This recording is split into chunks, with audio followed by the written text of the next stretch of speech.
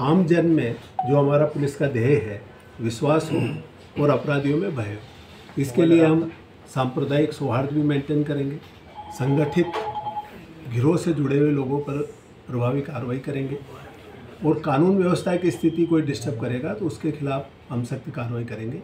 और कोई भी व्यक्ति सहज रूप से पुलिस स्टेशन हो, चाहे पुलिस अधीक्षक कार्यालय हो, सीओ कार्यालय हो, एडिशनल एसपी ऑफिस हो, चाहे मेरा ऑफिस हो, बेझिझक हम लोगों से संवाद कर सके, अपनी समस्या हमारे सामने रख सके, ये मेरा प्रयास होगा। भीमगंज मंडी थाना जो बिल्कुल शांत इलाका था उसमें लगातार वारदातें बढ़ रही हैं और वहाँ पे फरियादियों की बात नहीं सुनी जा रही। इसको लेकर आपका किस तरह से कार्रवाई होगी? क्योंकि मैंने 2 ही दिन पहले ज्वाइन किया है और आपको पता ही थी कि एक दुखद घटना झालावाड़ हुई और सीधा ही मैं उदयपुर से आया और उधर चला गया था। अगर ऐसी कोई परिस्थिति होती है तो निश्चित रूप से हम देखेंगे और इस स्थिति को सुधारेंगे। आपके रेंज में सर दूसरे राज्य की सीमाएं भी लगती है, बिल्कुल। तो मादक पदार्थ तस्करी काफ़ी ज़्यादा उस तरफ से होती है, अपराधी इधर से उधर चला जाता है, तो उसको रोकथाम के लिए क्या प्रयास रहेंगे आपके? इसके लिए हम विशेष मुखबिर नियुक्त करेंगे। मैं चित्तौड़ एसपी भी रहा हूँ, वहाँ भी ये समस्या रहा करती थी और उस पर मुझे याद है कि मेरे कार्यकाल में हमने सर्वाधिक कार्रवाइयाँ मादक पदार्थ से जुड़े हुए लोगों के विरुद्ध की थी और उनके विरुद्ध अभी भी प्रभावी कार्रवाई हो, इसके लिए सारे पुलिस अधीक्षकों की मैं मीटिंग लेकर निर्देशित भी करूंगा और आंतरिक सतर्कता पे भी मैं जोर दूंगा कि कोई हमारा ही कर्मचारी किसी चीज़ कोई भी गलत काम में इन्वॉल्व नहीं हो, इस पर हम सख्ती से कार्रवाई करेंगे। सर, कोटा में ऑर्गेनाइज क्राइम को लेकर आपकी क्या रणनीति रहेगी? ऑर्गेनाइज्ड क्राइम के लिए मेरी ये मान्यता है कि अगर पुलिस सतर्क रहेगी तो किसी भी तरह के अपराध को रोका जा सकता है और उस पर हमारा पूरा प्रयास होगा। सर, चाकूबाजी भी कोटा में ट्रेंड चल रहा है, लगातार चाकूबाजी, अवैध हथियार भी बहुत आ रहे हैं सर बाहर से। चाकूबाजी तो ट्रेंड है। ये मुझे आज ही ऑफिस बैठा था तो ये बताया गया था कि यहाँ चाकूबाजी का चलन कुछ ज़्यादा है। इस संदर्भ में सभी थानाधिकारियों से, जैसा मैंने आपसे निवेदन किया था कि अभी मैंने यहाँ ज्वाइनिंग के बाद ज़्यादा संपर्क या राउंड नहीं ले पाया हूँ, उनसे संपर्क कर इस पर कैसे प्रभावी कार्रवाई कर सकते हैं हम इस पर चर्चा करेंगे। कल मैंने जिला कलेक्टर पीओसी को भी बुलाया था, उनके साथ भी चर्चा की थी।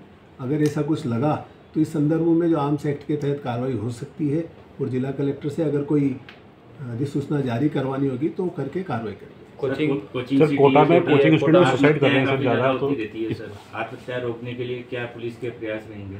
पहले भी प्रयास चल। ये बात सही है कि ऐसा अखबारों के माध्यम से, समाचार पत्रों के माध्यम से देखा जाता है।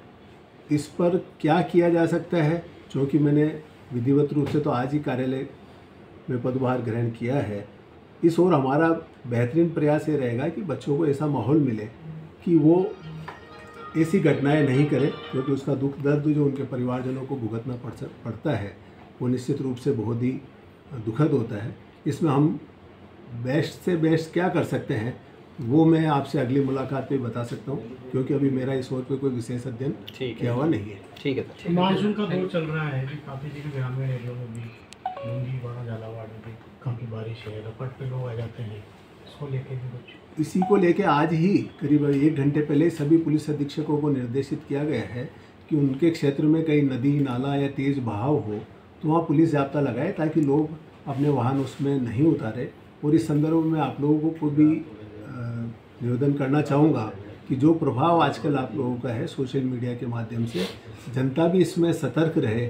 इसमें अगर आपका सहयोग मिलेगा तो हमें भी इसमें सफलता ज़्यादा मिलेगी। सर, पुलिस थानों में नफरी काफ़ी कम है, उनको बढ़ाने के प्रयास राज्य सरकार से किस तरह से? पुलिस नफरी के पूर्ति करने के लिए समय समय पे बराबर भर्तियाँ की जाती रही है। इमीडिएट ऐसी कोई कमी महसूस हो रही हो, ऐसा मुझे जो अभी प्राथमिक रूप से मैंने देखा है वो मुझे नहीं लगता है कि इतनी कोई कमी इस रेंज में कहीं नज़र आई हो।